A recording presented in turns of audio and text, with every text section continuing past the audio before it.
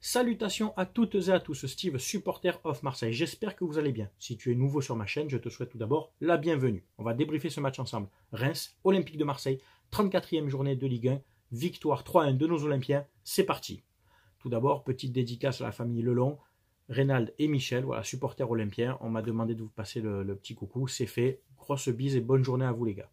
Cette vidéo sera sponsorisée par mon partenaire OneFootball, l'application numéro 1 mondiale pour le football, pour tout ce qui est actu, direct de match, statistiques, tu as tout en temps réel. Cette application est gratuite, tu peux la télécharger sur Android ou iOS. Je te mets le lien en description. Si tu passes par mon lien, ça fait un petit plus pour la chaîne, ça fait pas de mal. Cette application te permet d'avoir les actus en continu des équipes que tu veux suivre, tes équipes préférées. Moi, j'ai choisi l'OM, normal. Tu peux choisir plusieurs équipes, tu peux choisir des nations.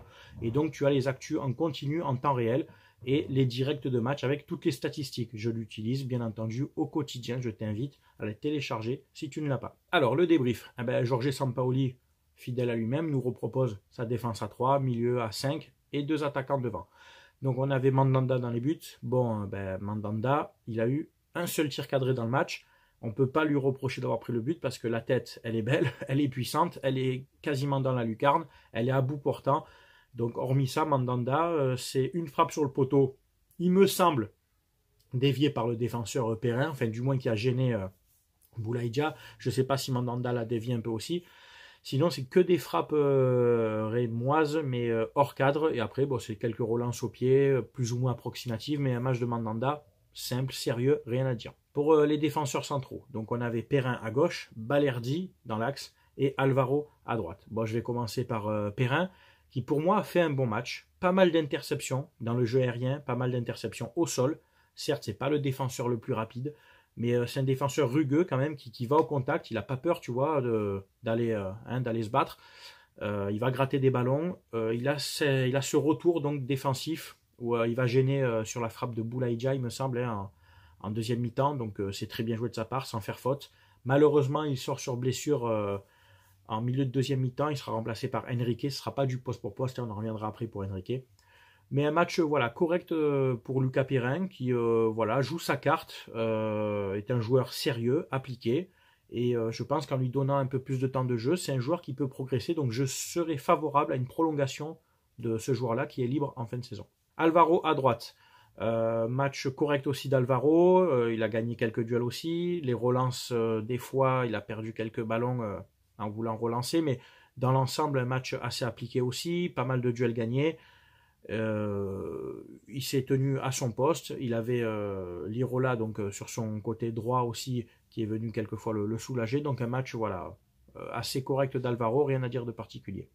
Balerdi par contre pour moi ça a été le meilleur défenseur central hier soir encore.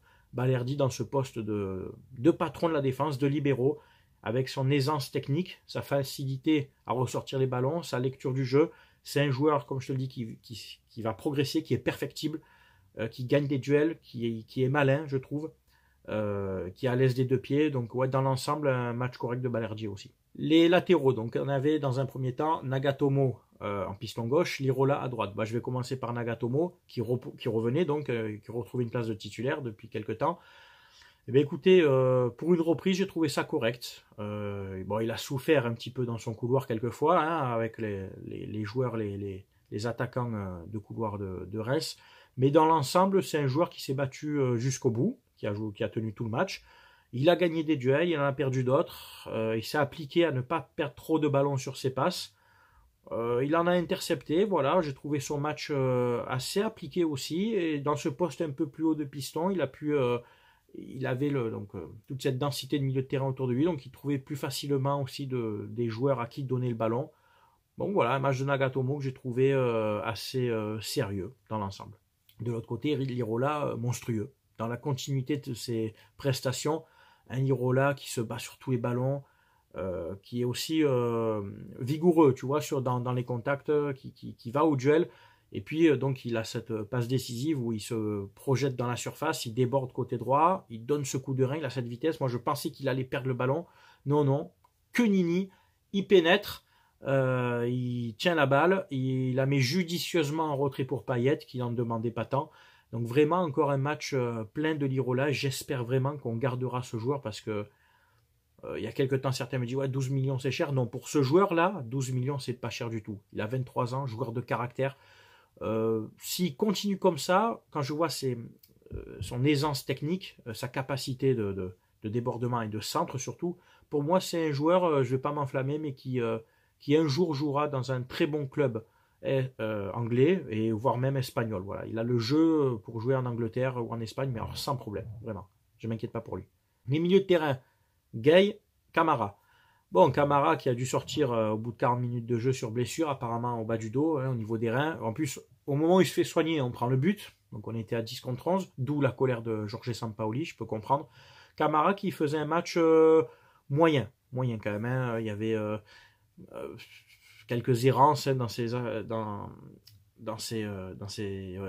interventions. Il y avait des relances approximatives.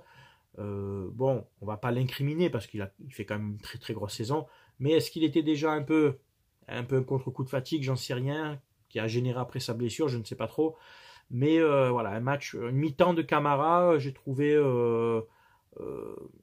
il a fait beaucoup mieux déjà. Il a fait beaucoup mieux. De l'autre côté, Gay, alors Gay, balle au pied quand il faut donner des passes, il n'y a pas de problème. Il prend pas trop de risques, il ne donne pas des ballons souvent vers l'avant, c'est rare. 8 fois sur 10, il les donne ou sur les côtés ou en retrait. Il a récupéré quelques ballons aussi, notamment en deuxième mi-temps. C'est des matchs discrets de Gay. Voilà, c'est pas un mec qui va faire le surnombre offensif. Peut-être c'est des consignes aussi du coach. Il se cantonne à sa zone, au milieu de terrain. J'attends quand même un peu plus de lui. J'aimerais le voir un peu plus se projeter, aller gratter plus de ballons. Il a quand même ce coffre, normalement, il a ce volume de jeu qui pourrait lui permettre. Mais le problème, c'est que Gay, c'est aussi peut-être le gars qui va peut-être trop vouloir en faire et qui va peut-être pas après revenir pour soulager la défense. D'où peut-être les consignes de Sampaoli de lui demander de rester dans sa zone. Au milieu de terrain aussi, on avait Florian Thauvin. Alors il avait cette place entre le milieu de terrain et les deux attaquants devant. Axe droit, hein, excentré sur le côté droit. Alors beaucoup me disent que oui, Thauvin n'a pas fait un beau match, il a raté tout ce qu'il a entrepris. Certes, mais c'est aussi le joueur qui a entrepris le plus de choses aussi. Hein. Il a tenté beaucoup de débordements, il a tenté pas mal de centres. Il donne un super centre en deuxième mi-temps sur Payet qui la remet à Milik. D'ailleurs, ce but qui est hors jeu, pour moi, on en reparlera après. Non, Thauvin, on ne peut pas lui enlever quand même son abnégation, son envie de bien faire.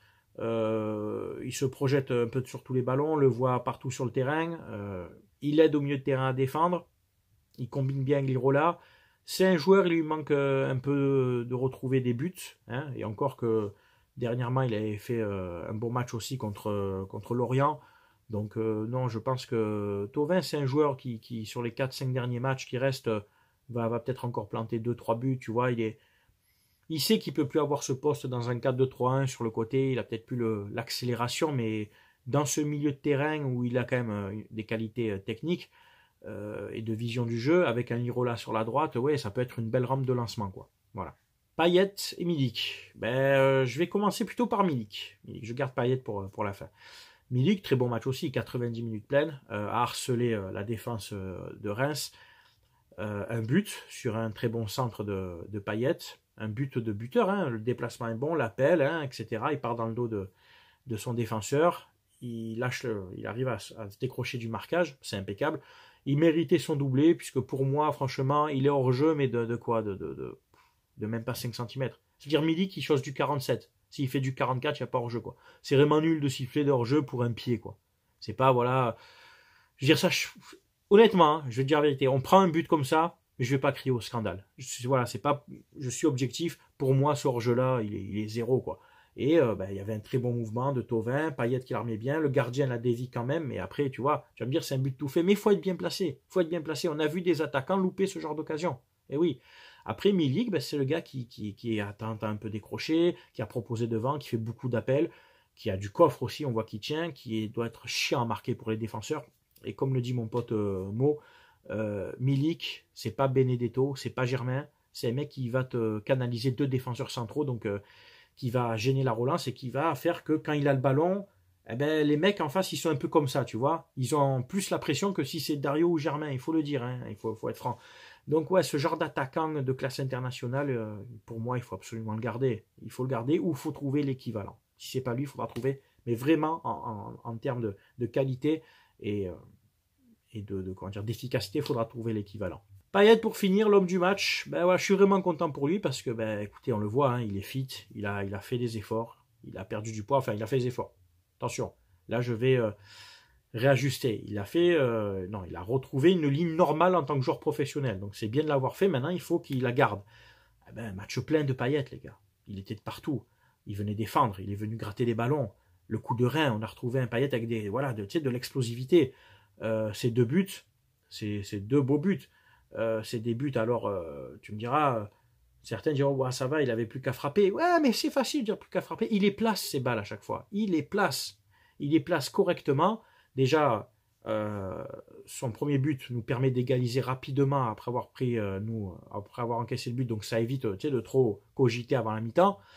Et puis après, il a ce deuxième but où, grâce à un super travail de Rongier, on en parlera après des remplaçants, nous permet de prendre le large. Vraiment un match super de Payet avec en plus cette passe décisive. Donc 2 buts, une passe D. Je crois qu'il en est à 8 passes D, 7 buts. Tu me reprendras si j'ai pas les stats à jour. Mais voilà, il fait une fin de saison en boulet de canon, tu vois, contre Lorient aussi, il me semble, le match d'avant, ou je ne sais plus contre qui c'était, où il avait mis un but aussi, plus une passe. Enfin, il est bien, voilà, un Payet qui est bien. Et, comme je vous dis, quand Payet est bien physiquement, c'est un des meilleurs joueurs de Ligue 1, que tu le veuilles ou pas. Et ça, je le dis depuis des mois. Je le dis depuis des mois et des mois. Ce joueur, techniquement, il est au-dessus de 90% des joueurs de Ligue 1. À part quelques joueurs du PSG qui sont vraiment très très bons techniquement, il n'y a pas de problème. Ben Payet, je suis désolé, il a largement sa place dans n'importe quel club de Ligue 1, voire peut-être dans d'autres clubs en Europe, quand il est à son meilleur niveau. On le voit, c'est clair et net. Pour les remplaçants, donc on a eu la rentrée de Enrique, qui a remplacé Lucas Perrin donc, sur blessure en deuxième mi-temps. Donc quand Enrique est rentré, on est passé en 4-4-2 classique, hein, avec Balerdi Alvaro dans l'axe, Lirola et Nagatomo. Enrique jouait donc dans le couloir gauche. Il a eu très peu de ballons, Enrique. On lui a vraiment pas donné beaucoup de ballons. Pourtant, il était souvent seul. Ça a beaucoup joué à droite sur Thauvin. C'est un peu dommage. D'ailleurs, je pense qu'on l'a complètement oublié. Il est rentré dans un match où il y avait des automatismes. Donc bon, je peux comprendre aussi. Mais voilà, il était là, il était volontaire, il faisait des appels. Et puis la rentrée de Rongier à la place de Camara, ben, j'étais un peu sceptique. Je me suis dit, Rongier... Il revient, manque de temps de jeu, tout ça. Il est rentré dans le match tout de suite. Il a récupéré pas mal de ballons. Il était précieux au milieu de terrain, des relances propres. Et puis cette passe pour Payet pour le 3e but. Nickel, hein, en se retournant, passe du gauche. Pareil, vision du jeu. Un très bon match de Valentin Rongier. Je suis content parce que ça va repermettre d'avoir un peu de profondeur de choix pour le milieu de terrain, puisqu'on avait pour l'instant que Gay et Camara. Donc Rongier rentre dans le game au milieu de terrain. Et puis, on en parlait hier sur un live Instagram, il y a ce jeune là qu'on a pris à la Juve, Tongia. C'est étonnant qu'il ne soit pas dans le groupe. Est-ce que c'est voulu? Est-ce que le joueur est pour l'instant pas prêt? J'en sais rien. J'aurais aimé voir un peu ce joueur évoluer avec le groupe pro de temps en temps. Et puis, j'aurais aussi aimé voir Dieng rentrer. Dieng qui avait montré pas mal de bonnes dispositions sous Nasser Largué quand il était coach par intérim. Et un Dieng autour d'un Milik, ça peut être pas mal. Alors tu vas me dire à la place de qui? Payet marche sur l'eau en ce moment. Et Dieng ne peut pas jouer comme Thauvin au milieu de terrain. Donc je pense que Dieng ne joue pas parce que Payet Milik. Mais dans ces cas-là, tu peux décaler un coup Payet à la place de Thauvin et mettre Dieng devant. Ça, hein, Payet dans ce rôle au milieu de terrain peut, hein, dans le cœur du jeu, maintenant avec sa condition physique, pourrait s'en sortir pas mal. Donc j'aimerais revoir Dieng avec Milik, je pense que ça serait intéressant. On a vu que Sampaoli n'a fait que 2 changements, donc tu vois, on a 5 changements sous 3 phases, hein, on peut avoir jusqu'à 5 changements. Ben, c'est un coach, tu vois, il ne fait pas tourner juste pour faire tourner. Si son équipe tient, s'il voit que les joueurs sont dans le rythme, de toute façon on fait qu'un match par semaine, hein, donc tu vas me dire, ben, tu vois, il ne va pas faire de changements qui risquent de bouleverser la physionomie du match, avec peut-être des joueurs qui risquent de pas bien rentrer dans le match. Admettons, il fait rentrer un Cuisance ou un Encham, qui tout de suite n'y sont pas, et qui vont peut-être perdre des ballons, ou qui vont faire qu'on va jouer à un moment, se mettre en difficulté. Faut dire, bon, jouer à 10, à un moment, Reims, hein, d'ailleurs, a fini à 10 aussi sur les dernières 20 minutes.